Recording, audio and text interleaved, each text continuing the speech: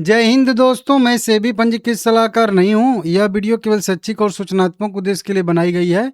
PC jeweller का कल आने वाला है Q1 का रिजल्ट। तो आज थोड़ा सा अनुमान देख लेते हैं कि कैसा रिजल्ट आ सकता है। हालांकि ये सब छोटी छोटी कंपनियां हैं, इनका Q1 का प्रीव्यू आता नहीं है, लेकिन फिर भी भाई कंपनी ने जो बिजनेस अपडेट दिया है हम लोगों को, उसके हिसाब से ही देख लेंगे कि कंपनी ने Q1 का अपना जो है क्वार्टर एंड जो 30 जून 2026 को हुआ था, उसका रेवेन्यू ग्रोथ तो कंपनी ने खुद बता दिया है कि लगभग 21% वाई ऑन वाई बेसिस पे देखने के लिए हम लोग को मिल सकता है। तो रेवेन्यू ग्रोथ तो मान के चलिए कंपनी जो बता रही है वो इस साल दर साल बेसिस पे, मतलब ये इससे बता रही है, जिससे जून 2025 का है तो 725 करोड़ रुपए का कंपनी का राजस्व था उसमें। तो इस 725 करोड़ रुपए से 21% की ग्रोथ की संभावना है। मतलब इसमें 150 करोड़ और जोड़ दीजिए, तो 150 करोड़ और अगर जोड़ देंगे तो वो आ जाएगा यहाँ पे लगभग 900 करोड़ रुपए के आसपास आ जाएगा ना। तो इस बार भी वही रेवेन्यू 900 करोड़ रुपए के आसपास आने की संभावना यहाँ पे है। अब उसमें कितना थोड़ा बहुत और बढ़ जाएगा, थोड़ा बहुत और घट जाएगा, वो कह नहीं सकते हैं, ठीक है ना। तो इससे कंपनी बता रही है, तो उसी के हिसाब से आज इस बार हम लोग देख लेंगे कि अब कैसा रिजल्ट आया है। 90% डेट भी कंपनी ने पेमेंट कर दिया था, उसी समय मैं आप लोगों को बताया था।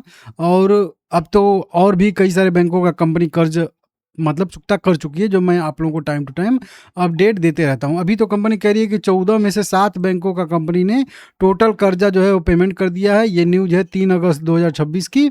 और अब केवल 7 बैंकों का और कर्जा बचा हुआ है 14 बैंकों में से, और वो भी बहुत जल्दी ही कंपनी पेमेंट कर देगी, ठीक है ना।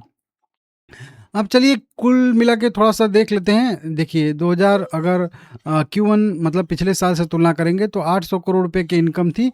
तो इस बार जो है लगभग 1000 करोड़ रुपए के आसपास की इनकम की संभावना यहाँ पे कंपनी को दिख रही है। तो इसको आप लोग देख लीजिएगा, ठीक है ना।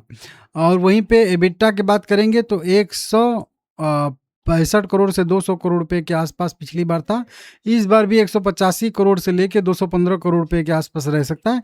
10 से लेके 18% की वृद्धि की संभावना दिख रही है। वहीं पे अगर नेट प्रॉफिट की बात करेंगे, नेट प्रॉफिट भी 153 करोड़ से लेके 162 करोड़ पिछले साल था और पिछले तिमाही में था।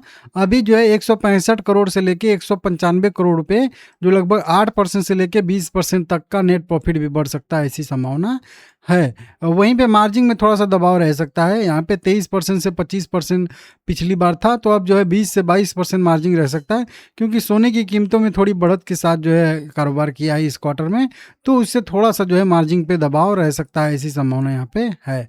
एनालिस्ट का व्यू है कि रेवेन्यू लगभग वही 1000 करोड़ रुपए के आसपास आ सकता है।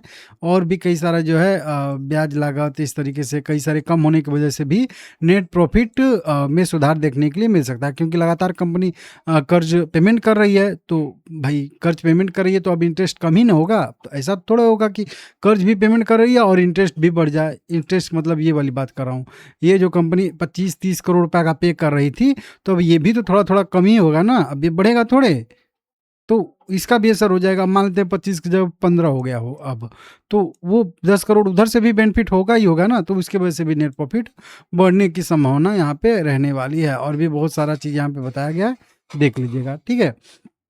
चार्ट पे भी मैं आप लोगों को लगातार बता ही रहा हूँ कि चार्ट पे बिल्कुल इंपॉर्टेंट लेवल पे 10 रुपये वाला जो रेजिस्टेंस बहुत पहले से हम लोगों का है, वो मैं आप लोगों को बहुत बार समझा चुका हूँ, ठीक है ना।